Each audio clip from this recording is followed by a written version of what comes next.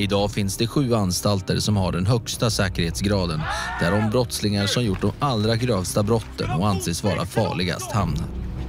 Hall, som ligger 5 kilometer söder om Södertälje, är en av de största, och här finns det plats för 165 av landets absolut värsta brottslingar.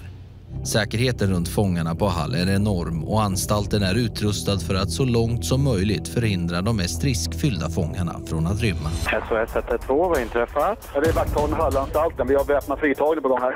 Jag kopplar dig till polisen. Men sommaren 2004 händer det som inte får hända.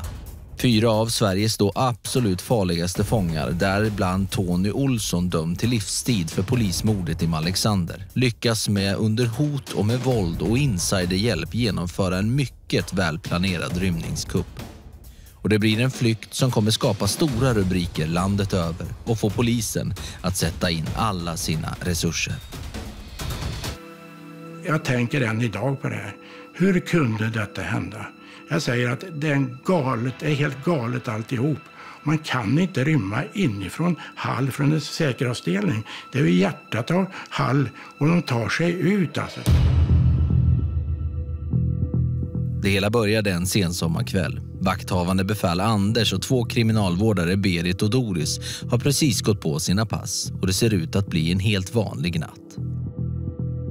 Plötsligt så ringer det på klockan från en av cellerna. Och den som ringer, han ringer och säger att han vill ha huvudvärkstabletter. Berit och Doris tar sig tillsammans till avdelningen där fången sitter. Men när de kommer fram möts de av något de inte alls väntat sig. Ute i korridorerna så går det en person med vapen och pekar på Berit och Doris. Och tänkte, vad gör han här ute? Han ska vara inlåst. Han går fram och öppnar de andra celldörrarna, bäller ut de här fångarna som är där inne. Och så går de ju, Berit och den här pistolmannen, fram till en dörr i väggen.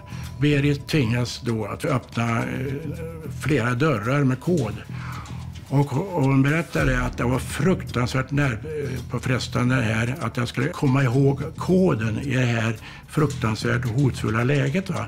Om jag slår fel kod, vad händer då? Medan fångarna försöker ta sig ut från avdelningen befinner sig vakthavande befäl Anders vid huvudentrén där en ny person dyker upp. Och han har ett automatvapen i handen och riktar och hotar och tvingar sig in i vakten för han får ju öppna då. Så är ändå den fort. Utanför med vapen. Jag står här och sågar sig in. Den här personen då har en maskin med sig. Det kallas ju för vinkelslip som man kan såga igen. Och han börjar på att såga i de här hårda dörrarna och det är ett fruktansvärt oväsen. Och det slår ut eldslam och det ryker och det är inte likt någonting. Och han förstår då, Anders, att nu är det ett rymningsförsök på gång här. Fångarna lyckas med hjälp av personen utifrån i kombination med våld och hot mot personalen ta sig ut genom den sista säkerhetsdörren.